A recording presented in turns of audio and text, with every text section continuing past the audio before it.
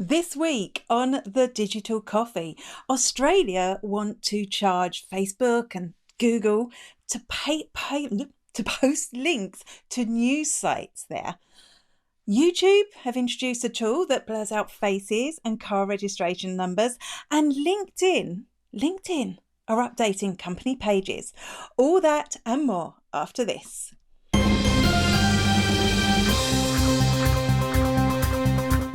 Good morning, and welcome to the Digital Coffee. This is your weekly dose of digital marketing and social media news for small business. My name is Amanda Webb.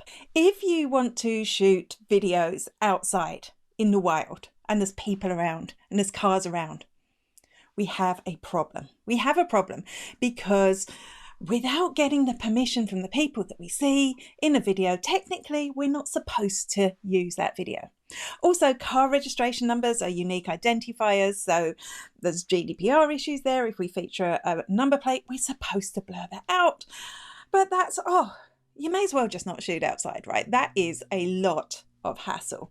And also, what about all the videos you may have uploaded to things like YouTube in the past that did have those faces and those car regis in? What do you do about those?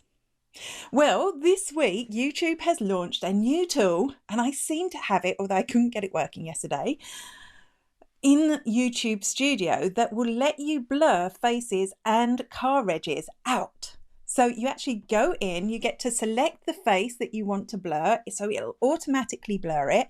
You'll get to choose the size of the blur and how long the blur lasts. You can do the same for car regis, you can do the same for logos. In fact, you can do the same for anything that you have in your video. So that's good news. And once you've blurred it and it's uploaded to YouTube, you could download it and use it elsewhere. For older videos, though, you can actually do the same thing. You can go into your old YouTube videos, you can go into Studio and you can blur it without it creating a brand new version. So if you've got a popular video with lots of social proof on it already and lots of views, you don't want to disturb that. So you can actually do this with your old videos. I'm slightly excited about this. I think this is great because I have been not shooting outside deliberately because there's going to be people there. I did download an app recently called Anonymous that claims to blur out faces, but because I haven't got any videos shot of people in them, I've not been able to test it out, but I do think it's fabulous. I know you know this, but you can't just go to Google, search Google Images, download one and use it on your social media or on your website or on articles you write. You know that because you can get sued and they'll send you massive bills for like thousands of euros. And there has always been a search within Google that you could search for images that were licensed, which means some of those would be free to use, some of them would be free to use with attribution, some of them would be free for non-commercial use, some of them you'd have to pay for. But there's always been that option to search in Google. But it was hassle. It was such hassle to do that. I mean, it was just quicker to go to something like Pixabay or one of the sites that has royalty-free images that you could search for, and that they would have an overall license that would tell you how you could use them. But Google have just updated this to make it a little bit easier to find images that you can actually use. So now, when you search for an image, you'll see that little flag. Can you see the little white flag over the pictures of the cats? And that's a flag to say it's licensed. So there's a possibility you can use that. And when you click into the image, it gives you a link to find the license. So you can actually click through, read, see if you're allowed to use it. Is it for commercial use? Can you mix it, which means, edit it up yourself? Or if you have to pay for it, it'll give you a link to where you pay for it, which makes it a lot easier. They've also added in, when you do your Google search, you'll be able to you'll be able to search for either Creative Commons license, which is generally free, In fact, it's always free, but there's just different levels of Creative Commons license depending on how you're going to use it, or by commercial, which means you'll have to pay for those images. It's a massive update, and I'm really pleased it's there. I mean, we have no excuse for stealing images from Google. Imagine you were the photographer and suddenly you took a brilliant photo and it appeared on Google and loads of people used it without your permission. I mean, that's what you're essentially doing. You know that in a way. I know you know that, right? So this is great, but I still think I'm going to fall back on the stock image sites because it's just a lot quicker and easier to download images from there. Do you ever find yourself on Twitter looking at the trending topics on Twitter and going, what is that about? Sometimes it would just be like a random name. I saw one last night. I can't remember what it was. Something like disgusted. I mean, that's trending on Twitter. Come on, Twitter, sort it out, because I'm never going to know what that's about. And sometimes they're just like weird phrases that you don't understand. So you'll click through and you still have a bit of a problem trying to understand what's going on. It happens to me all the time. Does it happen to you? Twitter are trying to resolve this. They're adding some new tools this week, or they're testing some new tools this week, and they say that's not the end. They're going to do a lot more. So the first of those is to add a tweet to trends called a representative tweet. So straight away in your Explore tab, you'll be able to see roughly what it's about from a tweet that is representative of the trend. So rather than just a random word, you'll see a tweet that tells you a little bit more in context about the story. The second thing that they're introducing is a description. So again, when you go to your Explore tab, it will have a description about the trend alongside whatever the weird words that you're trying to decipher are. The tweets, the featured tweets that they're choosing, the representative tweets, are going to be chosen by an algorithm and by human beings. And they're pretty confident that this algorithm is going to pick a tweet that sums up the whole trend. Now, this is available. They are testing it just for mobile at the moment. So if you're on iOS or Android, for both, in the following countries. She reads a big list: Argentina, Australia, Brazil, Canada, Colombia, Egypt, France, India, Ireland, Japan, Mexico, New Zealand, Saudi Arabia, Spain, the United Kingdom, the United Arab Emirates, and the United States. So it's a big test, and I've got a feeling I've seen those descriptions already.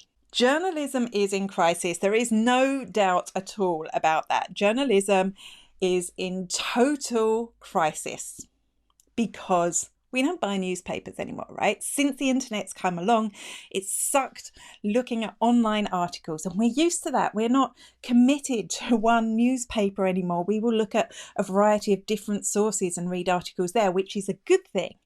But that means there's very little money coming into newspapers anymore, so they can't afford good journalism. In fact, the sites that succeed the most at getting the good advertising revenue are the ones that post kind of clickbaity articles and pop pieces. That's the stuff that's doing well.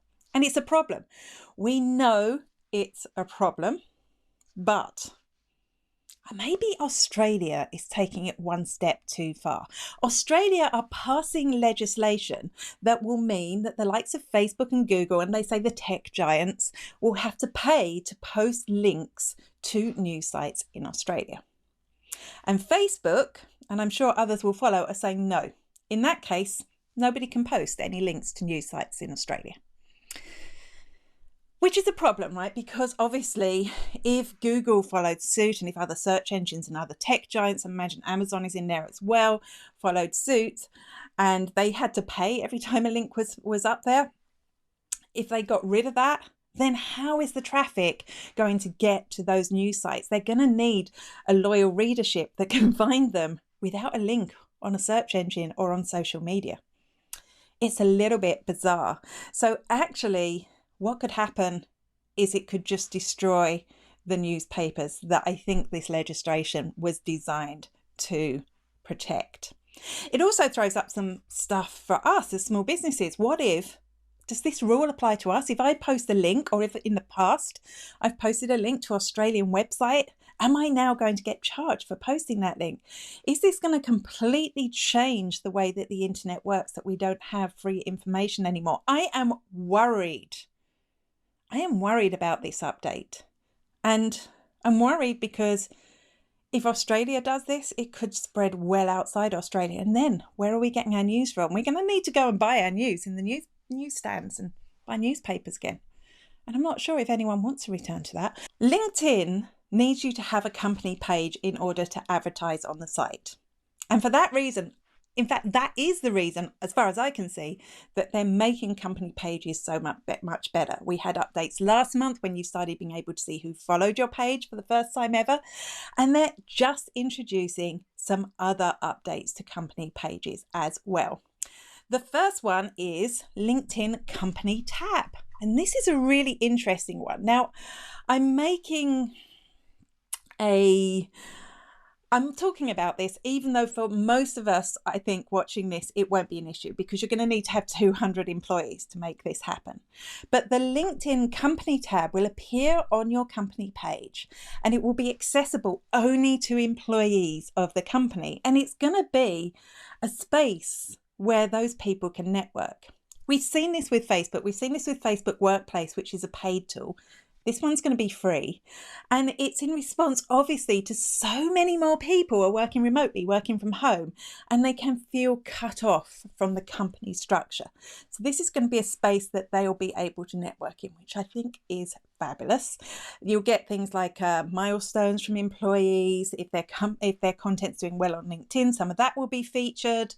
In the future, marketers from the company will be able to post in content that they want the employees to share as well. It's a good space. I do see one issue, and the one issue is anyone can say they're an employee of your company. It's actually quite hard to get rid of them if they say they're an employee and they're not. And also you're going to want to get rid of ex-employees. So I'm imagining they're going to have a second layer, a layer where they get approved into this company tab. The second thing they're doing is they're adding an events tab, which is great because obviously they're promoting events a lot more, and events have become huge within LinkedIn itself. You can actually run live videos into events. You can have networking spaces. They are actually becoming this space for online events, and that's going to make it a lot better for businesses as well. I like these updates from LinkedIn. I think they've still got a little way to go. Advertising is still expensive, but the more of us that they can get on using company pages, the more space they have to put advertising. You may remember that Twitter recently released audio tweets. And audio tweets it was just kind of a picture of you speaking, and it kind of made a vibration-y kind of picture. When they launched this, they got into trouble. They got into trouble because it highlighted the fact that they're not accessible. They're not accessible. Twitter in general is not accessible.